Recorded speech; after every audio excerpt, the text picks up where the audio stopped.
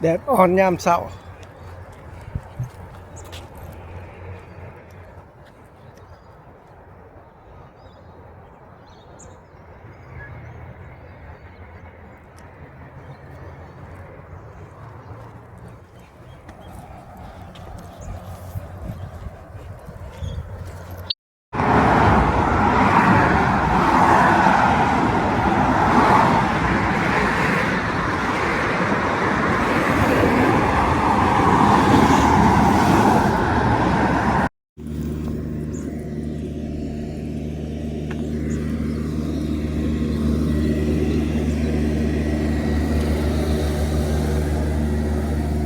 กองทัพตัดหญ้า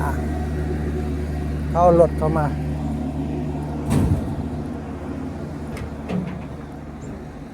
ตัดหญ้าให้วงเดียว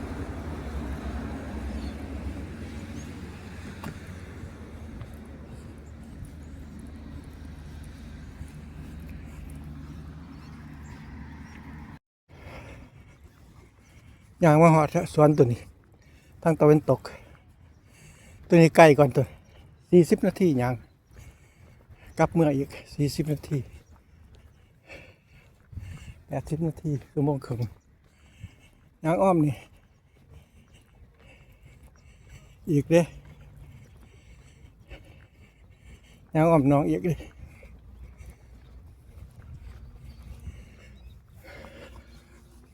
เท่าไรก็อย่างอ้อมน้องนี่วันนี้แดดร้อนแต่เช้าร้อนเพื่อแตกออกเลยเมื่อให้นางพักผ่อนก่อนจริงยางอ้อมน้องนี่เลยกลับเพื่อนไป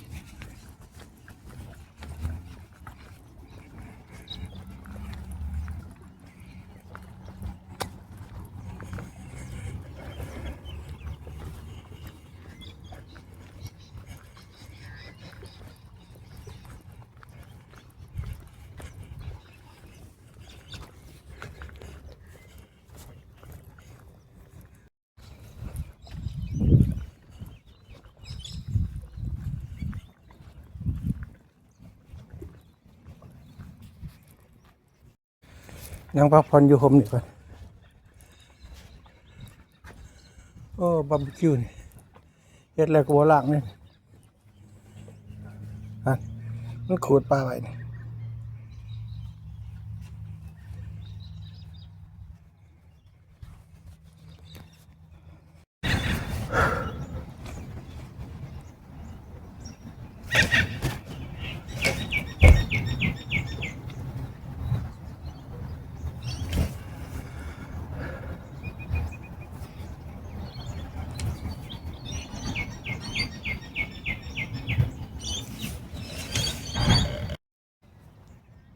บาร์บีคิวมันบ่ล้าง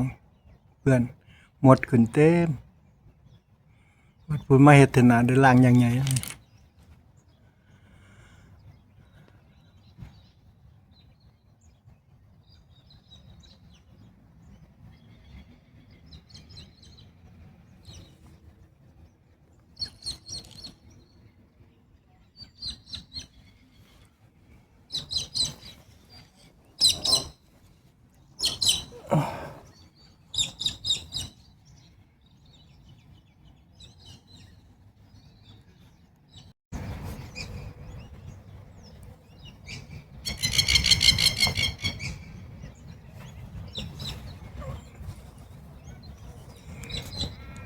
น้องเป็ด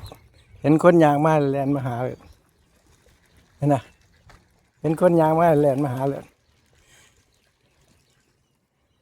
มันได้เอาเขามาให้กินบ่มีแล้วมื้อนี้นะว่าเอาเถอะแลนมาลืดๆเลยนะแลนน้ำก้นมื้อหน้าสิเอาเขามาให้กินแถวนี้คือสิมีคนเลี้ยง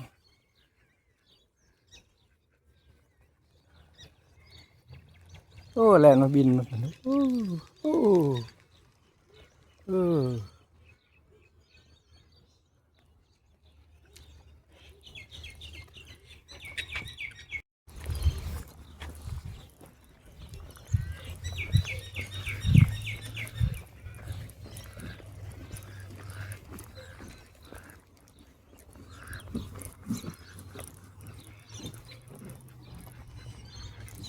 กูอาจจะยังบ่แปลงจ้ะ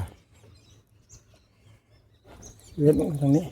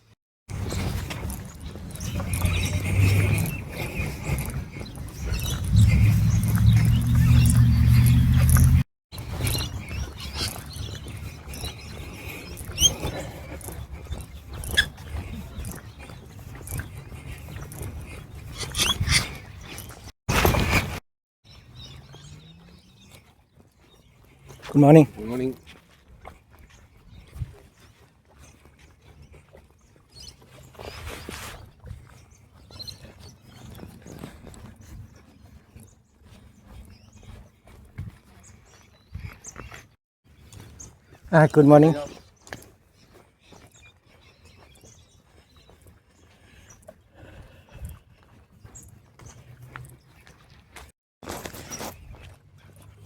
นี่บ่ออกกำลังกายดอกเมื่อยย่างไกลพุ่น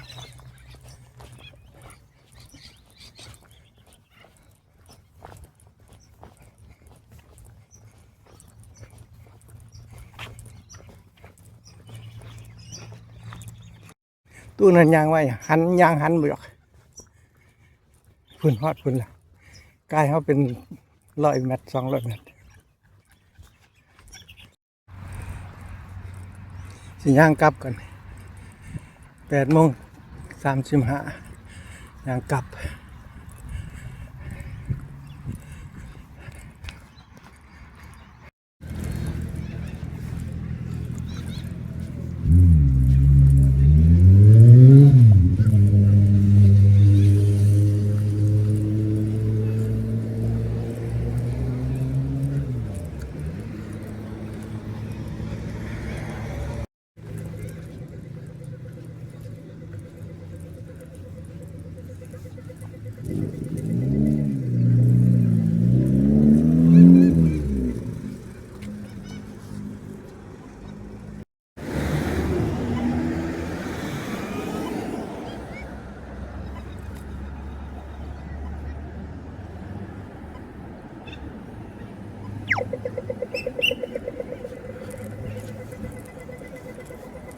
นัวนี่ น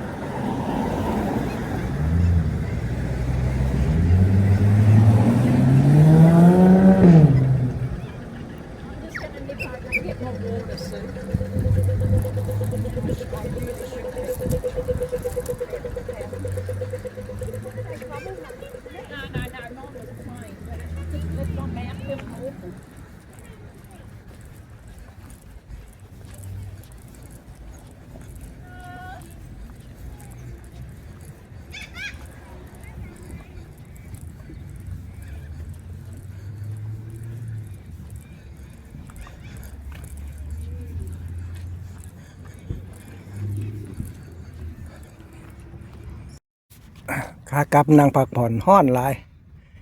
เห็นห่มตัวดีห่มงามดินั่งพักผ่อน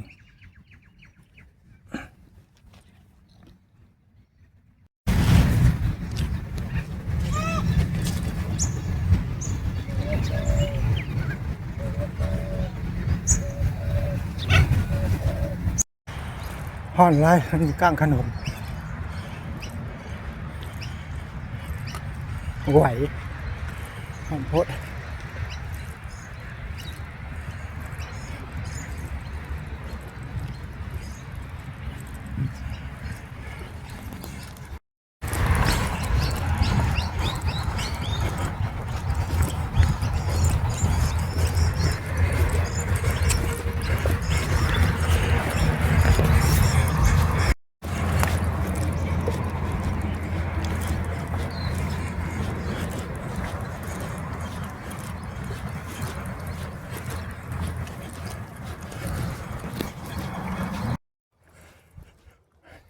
ใกล้ชิฮอดวันละ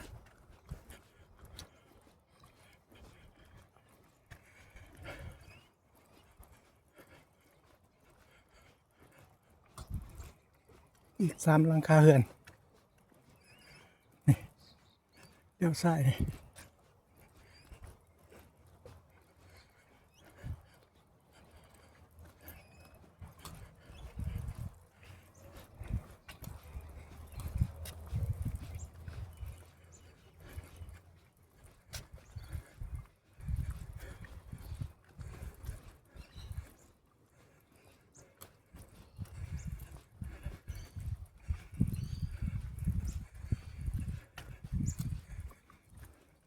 ว่าต้นนี้มันลอกคราบนะ